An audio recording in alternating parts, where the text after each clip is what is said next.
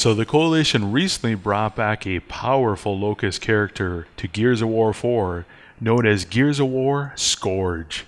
But who is SKORGE? What did he do? And what made SKORGE so feared by the COG? Keep watching to find out.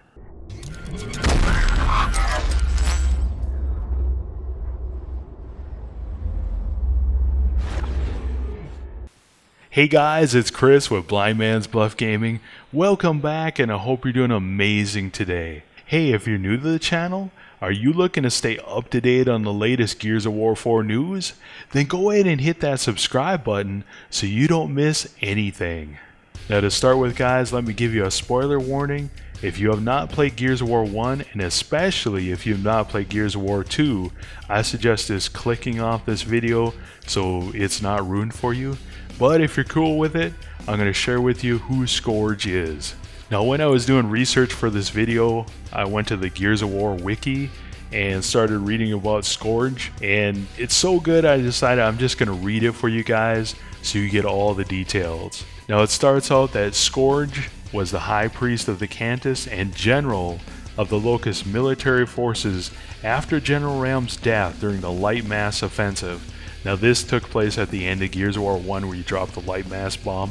Now SKORGE wielded a Gorgon burst pistol, ink grenades, and a unique double-headed chainsaw staff. SKORGE led the forces against the Gears at Landdown during Operation Hollowstorm, and nearly destroyed Jacinto City with his strategy of sinking cities around Jacinto, but SKORGE met his demise outside of Jacinto's gates at the hands of Marcus Phoenix and Dominic Santiago.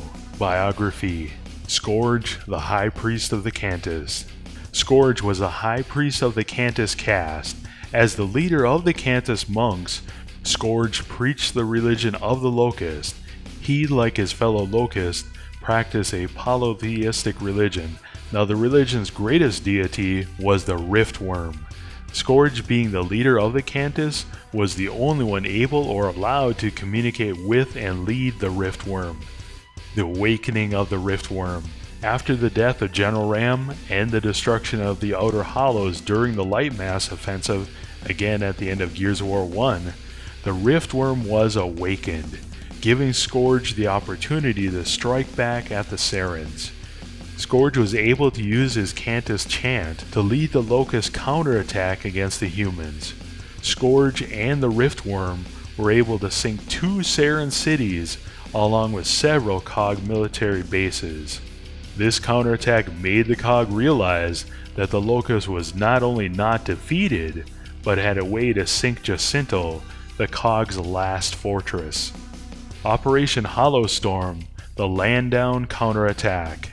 During the assault on Landdown, SKORGE personally led the counterattack against the COG in the drill zone. SKORGE jumped out of an emergence hole, landing on a Centaur tank. He cut the tank in half with his dual-bladed chainsaw and then jumped aboard Rig 314. He engaged in a chainsaw duel with both Corporal Ty Calisso and Private Dizzy Whalen.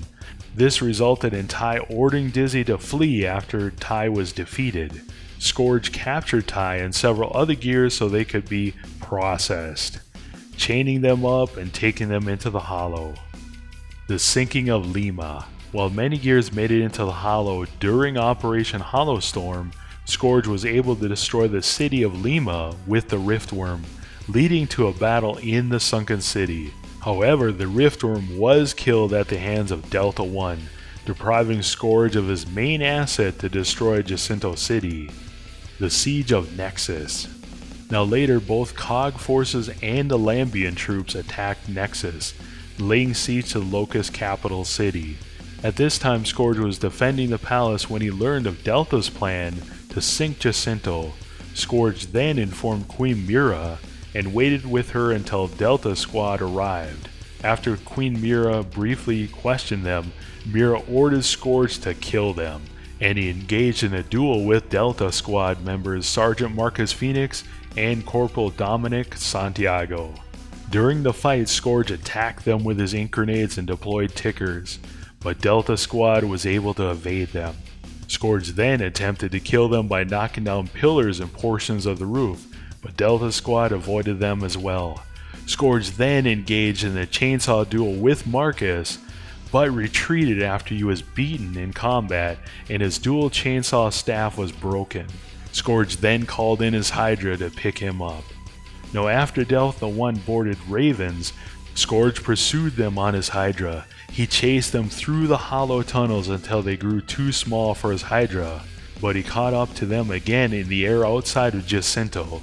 After a vicious aerial battle, his Hydra was killed and Scourge lay dead on impact when his body slammed into the ground. Scourge's legacy. Marcus Phoenix would remember Scourge as being one of the most ferocious enemies that he and his squad had ever faced. During the Lambian pandemic, after being contacted by Dizzy that Miro was taking Griffin Tower, now this takes place in Gears of War 3, Marcus reassured his friends that Dizzy would be okay and that he had survived worse, like his encounter with Scourge at Landown. Again, Landown was at the beginning of Gears of War 2 when they're getting into the grind lifts trying to drill into the hollow. Now on another occasion, after Delta found Dizzy single-handedly finding a massive number of Queen's Guard, again in Gears of War 3, Dizzy joked that he should have learned his lesson after taking on more than he could handle from fighting Scourge single-handedly. Marcus commented that Dizzy appeared to have learned plenty. If you are looking to stay up to date on the latest Gears of War 4 news, make sure you hit that subscribe button so you don't miss anything. Until next time guys, this is Chris. Have an awesome one.